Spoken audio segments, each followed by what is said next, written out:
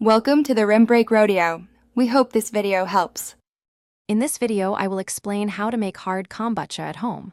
First, you'll need to gather your basic kombucha brewing supplies, including a healthy SCOBY, starter tea, and black tea.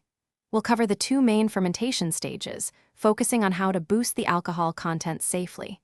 This easy method will guide you through each step, ensuring a delicious and potent final product.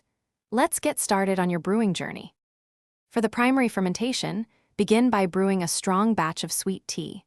Allow this tea to cool completely to room temperature before adding your SCOBY and starter tea.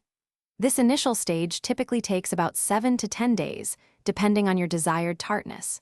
Keep your brewing vessel in a warm, dark place, ensuring it's covered with a cloth to allow airflow while keeping contaminants out. This creates your base kombucha. Now for the exciting part, boosting the alcohol content. Carefully transfer your finished kombucha into individual bottles, leaving the SCOBY and some starter tea for your next batch.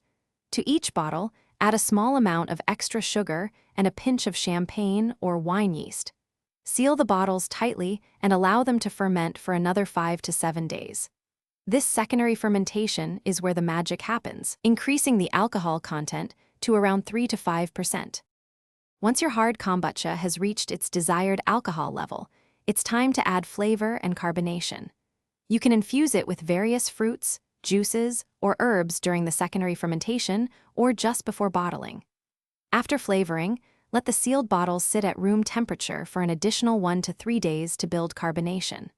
Finally, refrigerate your hard kombucha to halt fermentation and enjoy your refreshing, homemade beverage. Cheers to your brewing success.